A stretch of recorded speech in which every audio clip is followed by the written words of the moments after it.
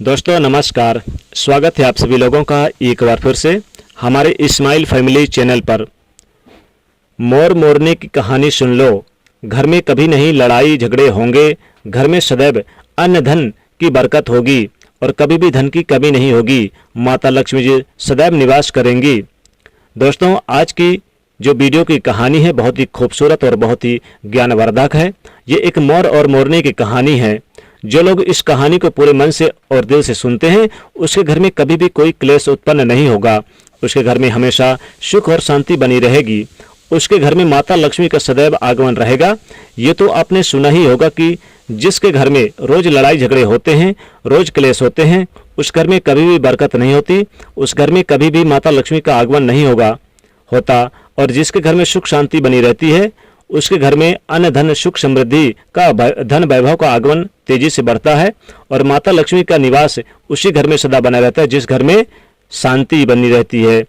इस कहानी को सुनने के बाद हमको ये पता चल जाएगा कि हमें घर में लड़ाई झगड़े क्यों नहीं करने चाहिए और ये जिसके घर में लड़ाई झगड़े होते हैं वह उन झगड़ों को कैसे रोक सकता है, क्योंकि घर में सुख शांति का होना बहुत जरूरी है।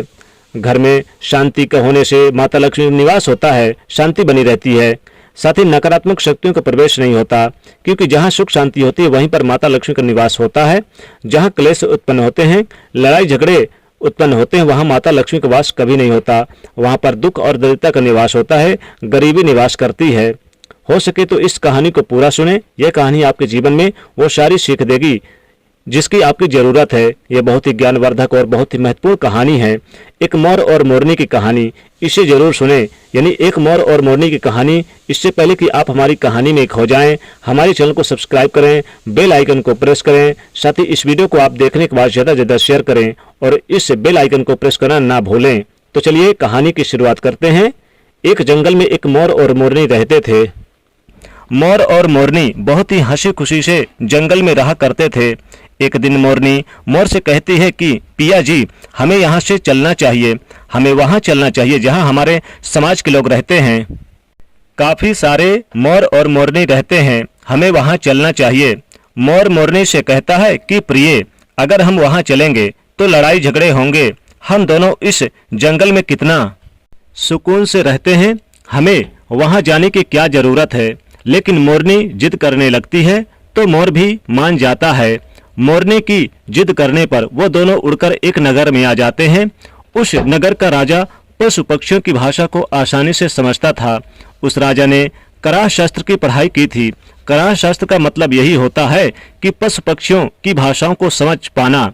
वह राजा सभी प्रकार के पशु पक्षियों का भाषा तो समझता था, साथ ही उनकी आवाज को भी समझ पाता था और हर जीव जंतु के आवाज को वह बखूबी से समझता भी था कि वह क्या कह रहा है। दोनों मोर और मोरनी उसी नगर में आ जाते हैं। एक दिन की बात है। राजा अपनी रानी से कहता है, हे रानी, मुझे बहुत तगड़ी भूख लगी है, आप मुझे भोजन खिला दीजिए।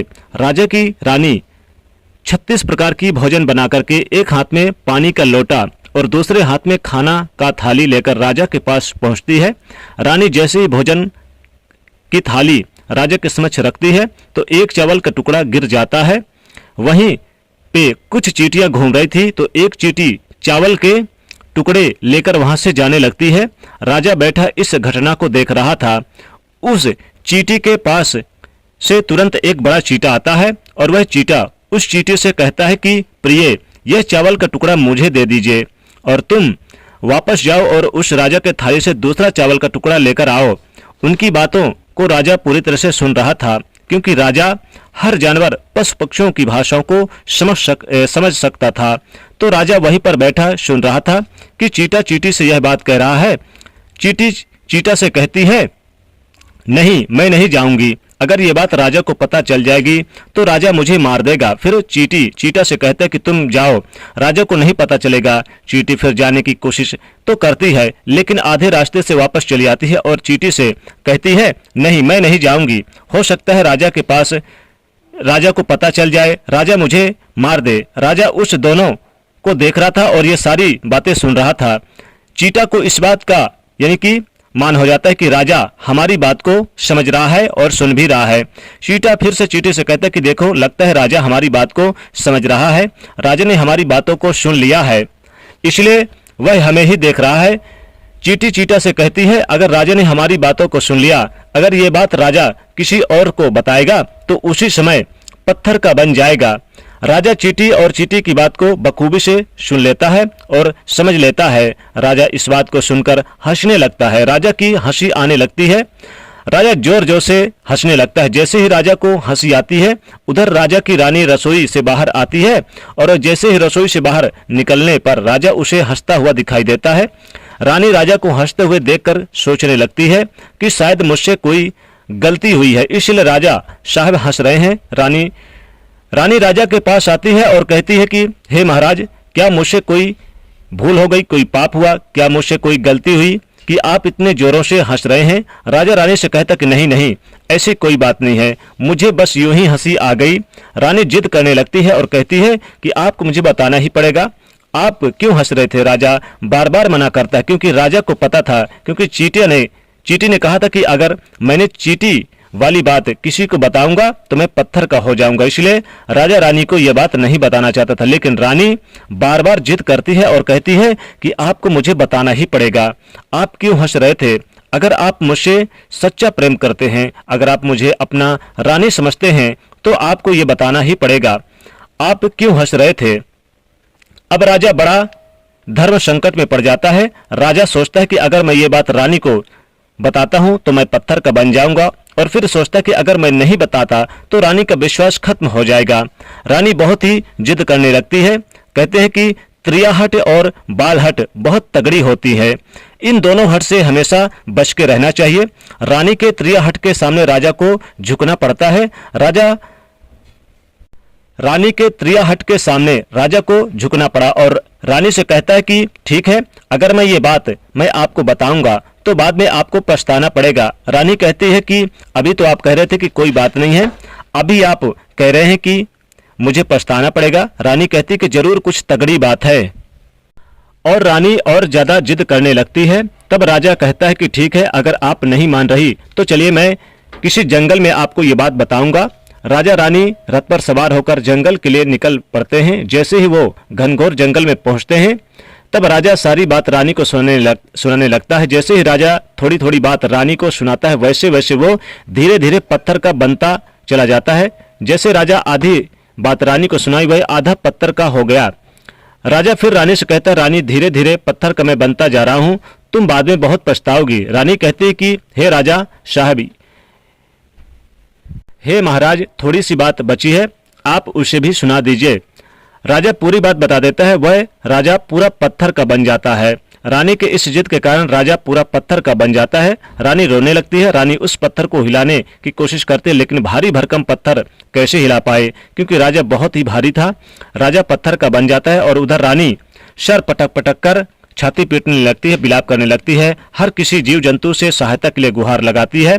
इन सब कहानी को मोर और मोरनी बखूबी से देख रहे थे और आंखों से देख रहे थे अपनी।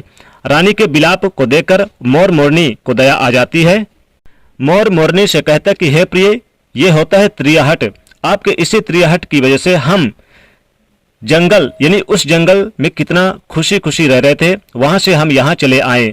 मोरनी मोर से कहती है कि हे प्रिय, ये रानी बहुत दुखी हो रही है, हो सके तो इसकी सहायता जरूर करनी चाहिए। ये इतना विलाप कर रही है कि इसकी तो ज्यादा सहायता नहीं कर सकते, लेकिन कम से कम इसको धीरज तो दे ही सकते हैं, यानी इसको विश्वास तो दिला ही सकते हैं। यही सोचकर मोर और मोरनी उस रानी के पास जाते हैं और जाकर के रानी से कहते हैं कि रानी साहिबा, जो हुआ सो गलत हुआ, लेकिन जरा आप धीरज रखिए, अपने आप को थोड़ा संभालिए। आपके पीछे पूरा राज्य है, राजा तो पत्थर का हो चुके हैं, अब आपके राजा के कारोबार कौन संभालेगा। रानी मोर मोरनी की बात सुनने के बाद कहती कि भाई मोर मोरनी, मैं अपने आप को कैसे संभालूं, क्योंकि अब तो मेरा संसार ही उजड़ गया है, क्योंकि मेरा पति परमेश्वर पत्थर का बन गया है, अब मैं क्या करूं। रानी की यह बात सुनते ही उधर मोरनी के मुख से यह निकल जाता है कि राजा पत्थर के कैसे हो गए। राजा तो इंसान थे, अच्छे भले थे, लेकिन ये पत्थर के कैसे हो गए। रानी वही बात बताने लगती है जो राजा ने चींटी वाली बात रानी को बताई थी। रानी वही बात मोर और मोरनी को बताने लगती है और रानी धीरे धीरे करके पत्थर का बन जाती है। और जब रानी पत्थर की हो जाती है और राजा तो पत्थर का पहले ही हो चुका था, जब दोनों पत्थर के हो जाते हैं उधर मोर मोरनी को चिंता सताने लगती है। उधर मोर और मोरनी बहुत ही दुखी हो जाते हैं। मोर मोरनी को यह चिंता सताने लगती है कि विपत्ति हम पर किसी भी समय आ सकती, क्योंकि राजा भी उसी चींटी वाली बात से पत्थर हो चुका था और रानी भी उसी चींटी वाली बात से पत्थर की बन चुकी है। मोर मोरनी से कहता है कि हम पर एक खतरा मंडरा रहा है, क्योंकि तुम स्त्रियों से कोई भी बात छिपती नहीं है। मोरनी मोर से कहती है कि पिया जी, यहाँ से हम दूर चलें क्या? मोर मोरनी से कहता है कि हे बेवकूफ, दूर जाने से क्या फायदा? यह संकट तो धरती के किसी भी कोने में हमारा पीछा नहीं छोड़ेगा।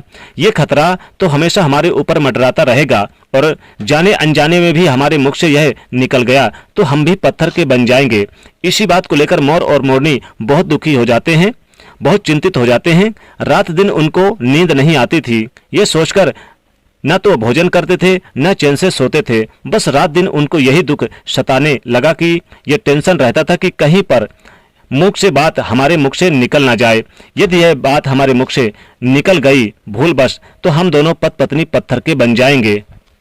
यही सोचकर मोर ने दिमाग लगाया कि यदि मैंने सारे चींटियों को खत्म कर दूं तो यह सब खत्म हो सकता, क्योंकि सारा करा धरा तो चींटियों का है। मोर मोरनी से कहता है कि प्रिय, अगर हम सृष्टि के सभी चींटियों को खत्म कर दें तो यह संकट भी समाप्त हो जाएगा। मोर मोरनी से इस बात पर राजी हो जाती है और सभी चींटियों को मारकर वो खाना शुरू कर देते हैं। मोर और मोरनी का इतना आतंक हो गया था कि सभी चींटियां डर के मारे और बिल खोदकर धरती के अंदर छिप गईं। मोर और मोरनी को जहां भी चींटियां दिखाई दे तुरंत दबोच लेते और मोर और मोरनी इस आतंक की वजह से बाहर नहीं आती थी। चींटियां सभी चींटियां जमीन के अंदर बिल बनाकर यानी कि रहना शुरू कर दिया और जमीन के अंदर बैठ जाती।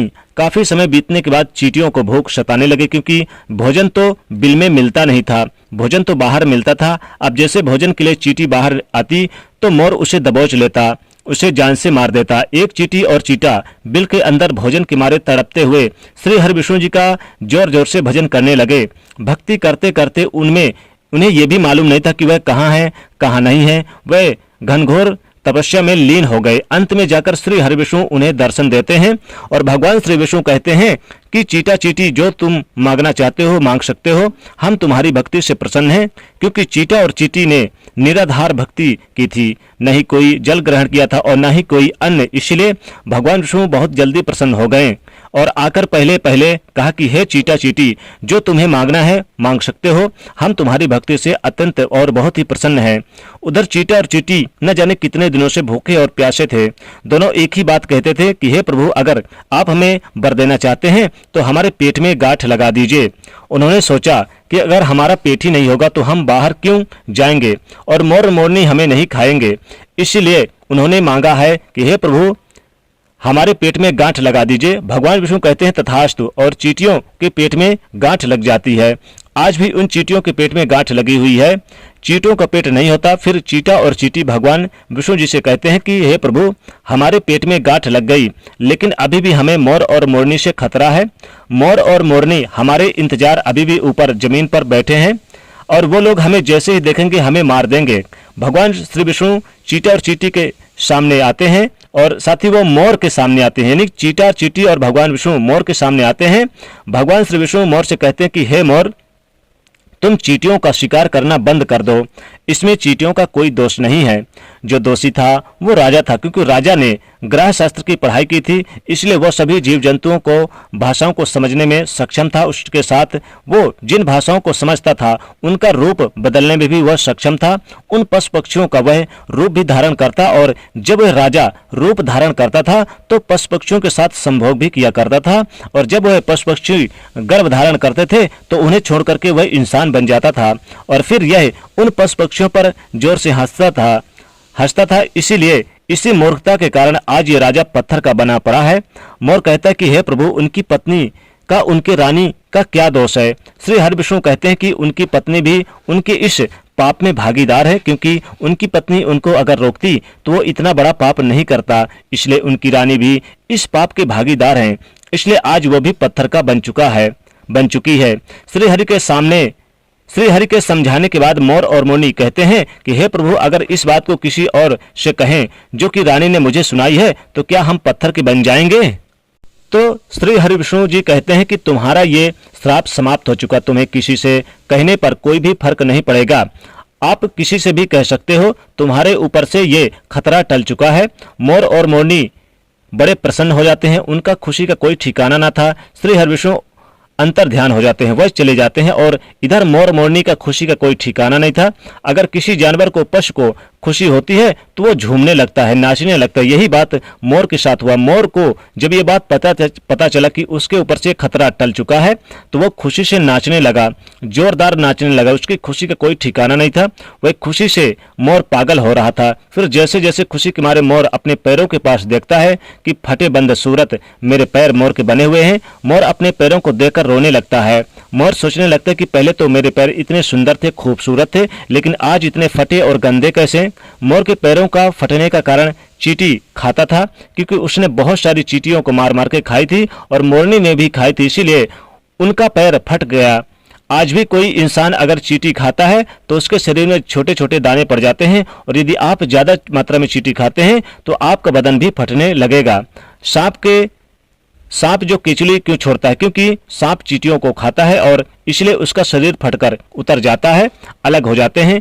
इसी तरह मोर के पैर भी फट गए थे, वह बदसूरत हो गया था, इसलिए मोर अपने पैरों को देखकर जोर जोर से रोने लगा।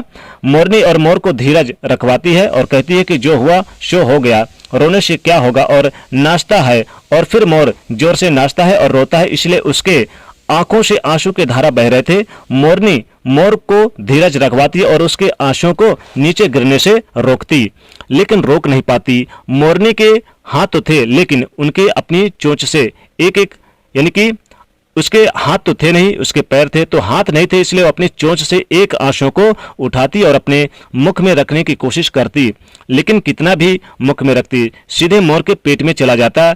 इस तरीके से हर बार मोरनी मोर के आंसुओं को रोकती और मोर नाचता और खूब जोर जोर से रोता। मोर के आंसुओं को देखकर, मोरनी के प्यार को देखकर भगवान श्री हरि विष्णु जी दर्शन देते हैं और मोरनी को आशीर्वाद देते हैं और कहते हैं कि तुम्हारा प्रेम ऐसे सदा बना रहे। इस आशीर्वाद की वजह से, अब इसे आशीर्वाद समझिए या श्राप, इसकी वजह से मोर कभी भी संभोग नहीं कर पाता, क्योंकि मोर जब नाचता है उसके आंखों से आंसू गिरते हैं और उन आंसुओं को मोरनी पीती है और उसी आंसुओं के कारण मोरनी गर्भवती हो जाती है। भगवान श्री हरि विष्णु जी मोर और मोरनी को आशीर्वाद देते हैं और कहते हैं कि तुम्हारी भक्ति धन्य है और तुम धन्य हो। एक समय ऐसा भी आएगा कि तुम्हारे पंख को हम मुकुट बनाकर धारण करेंगे। इसलिए कहते हैं कि जब श्री कृष्ण जी के रूप में श्री हरि धरती पर आते हैं तो वह मोर का पंख अपने मुकुट पर धारण करते हैं। इस कहानी में बस इतना ही। हम उम्मीद करते हैं कि आपको इस कहानी से कुछ सीखने को मिला होगा। तो दोस्तों, वीडियो को लाइक कर दीजिएगा, शेयर कर दीजिएगा और चैनल को सब्सक्राइब कर लीजिएगा। जय माँ लक्ष्मी।